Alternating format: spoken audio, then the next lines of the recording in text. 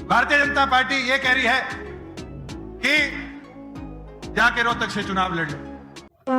सम्मानित मंच, और मैं देखो इलेक्शन के टाइम में मैं आप सबसे ये परमिशन लेना चाहता हूं कि भाई ये इलेक्शन ऐसा है और इतनी ताकतों से मुकाबला कर रहे हैं, सारे मेरे लिए अपना पूरा परिवार है। मेरा जो है, मेरे लिए किसी का नाम लिया गया, जो दिख गया उसका ले भी देंगे, कोई नहीं भी दिखेगा।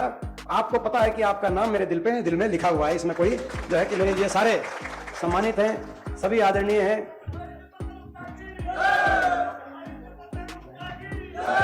लड़ाई जो इस चुनाव की, लोकसभा रोहतक की लड़ाई, आज ये लड़ाई देश के कोने कोने में आज रोहतक लोकसभा सीट की चर्चा है। हरियाणा में सारे इस रोहतक लोकसभा के फैसले की तरफ देख रहे हैं और पूरी भारतीय जनता पार्टी की सरकारें सब पिछले चुनाव की तरह सबके निशाने पे ये लोकसभा सीट है कि कैसे। अब परसों इनकी बैठक हो रही थी झज्जर में और उसमें इनके जो पूर्व प्रदेश अध्यक्ष ने कहा कि भाई 9 सीट की जीत एक तरफ है, हमारे लिए 1 सीट की जीत एक तरफ। इन सबके निशाने पे हमारे लोकसभा सीट का नतीजा और इनके सबके निशाने पे मैं जो हूं वो आपको समझना है कि वो क्यों हूं। मेरी कोई व्यक्तिगत लड़ाई किसी से नहीं है।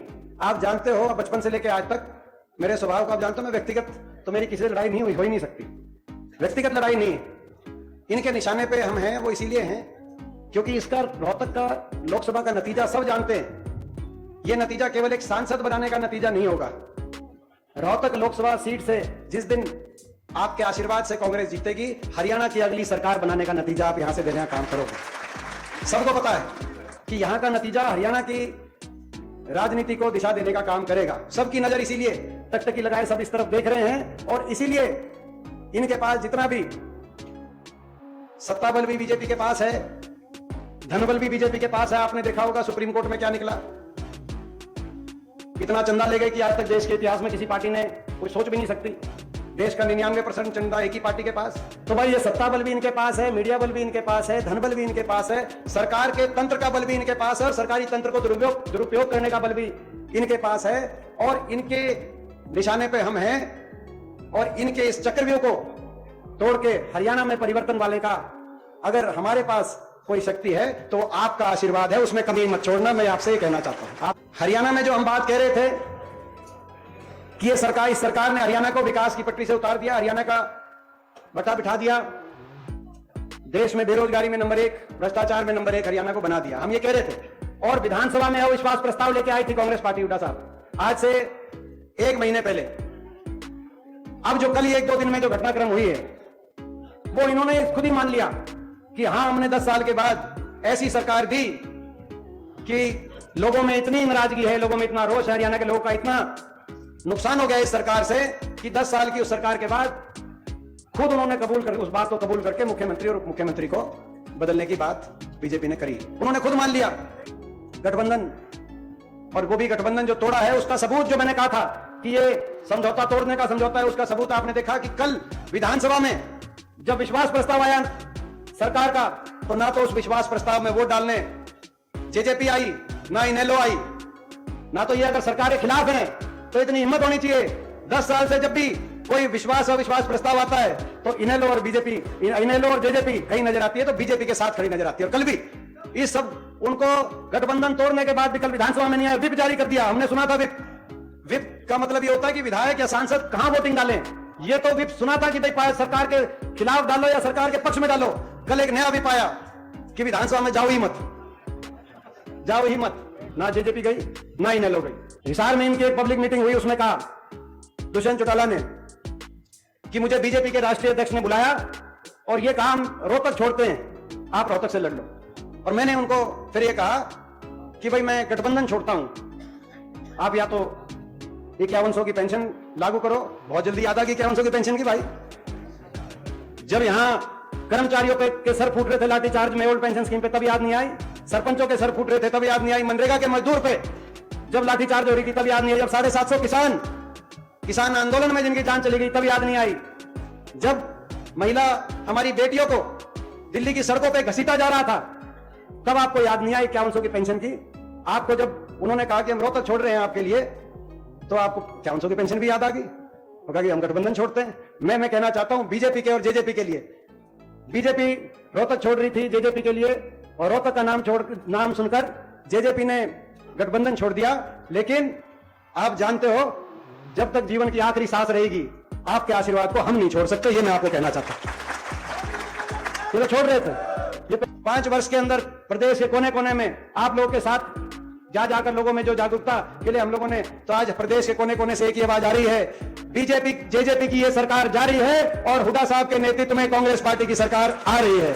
और यही कारण है, इस बात को तो इन्होंने मान लिया, चुनाव में अपनी होने वाली हार से पहले तो हार इन्होंने ही मान ली, यही बात है ना। इन्होंने ये फैसला ये दर्शाता है, आपके आशीर्वाद से मौका मिला तो यही एक कोशिश रही कि भाई इलाका आगे जाए और सबका मान सम्मान मेरे से हो, मैं कुछ ऐसा मेरे से ना हो कि किसी एक ही भी आदमी को भाई मेरी वजह से किसी तरीके की कोई पीड़ा हो। मैं यही मेरी कोशिश रही। मैंने एक भी आदमी दिन में, चाहे मैं 2000 आदमी से मिलता था, 5000 आदमी से मिलता था, रात को सोते टाइम अगर एक भी आदमी से थोड़ी सी भी बात हो जाती थी तो मैंने नींद नहीं आया करती। और मेरी यही कोशिश थी कि छत्तीसगढ़ या कोई भी आदमी मेरा जो है पूरे अपने इलाके का मिले, हरियाणा का मिले, मैं उसकी मान सम्मान में मेरे से कोई कसर ना रहे और हमारा इलाका आगे जाए। यही काम होते हैं भाई। मैं एक जगह में जा रहा हूं, जितना हो सकता है उतनी मेहनत मैं करूंगा, मगर जहां मैं नहीं जा पाया, आप सब, क्योंकि आप लोग ये चुनाव को चलाओगे, जो अपना बेरी हल्के के आप सारे, जो हमारी टीम हो कांग्रेस पार्टी की, तो भाई मैं आप सबसे कहना चाहता हूं, जो डॉक्टर साहब ने जो डोर टू डोर वाली बात करी कि गाँव में अपनी डोर टू डोर 36 बिरादरी की टीम बनाकर अपने गांव में अगर आप डोर टू डोर करोगे, उसका भी बहुत फर्क पड़ेगा। भाई हरियाणा को भी बचाना है, अपने इलाके को भी बचाना है, हरियाणा के नौजवान के भविष्य को भी बचाना है, संविधान को भी बचाना है, तो ये लड़ाई लड़नी पड़ेगी। लड़ाई में आप जीतोगे, जीत निश्चित है, लेकिन जीत तब होगी जब मेहनत आप और हम मिलकर, आज से लेकर और जब तक वोट गिरेगी तब तक हम मेहनत करेंगे। हमारे पास मीडिया नहीं है, मीडिया नहीं है हमारे पास, फिर भी हमारी बात आती है, लेकिन मीडिया नहीं है। सोशल मीडिया पे थोड़ी बहुत हमारी बात आ जाती है, तो उसका मीडिया नहीं है, लेकिन हर आदमी तक आप हमारी बात पहुंचा सकते हो। तो भाई इस लड़ाई में भाई मिलजुल के लड़ाई लड़ेंगे, तो भाई आज से लेकर और जब तक वोट गिरेगी तब तक भाई इस लड़ाई में मेरा साथ दोगे कि नहीं दोगे, मैं आपसे पूछना चाहता हूं।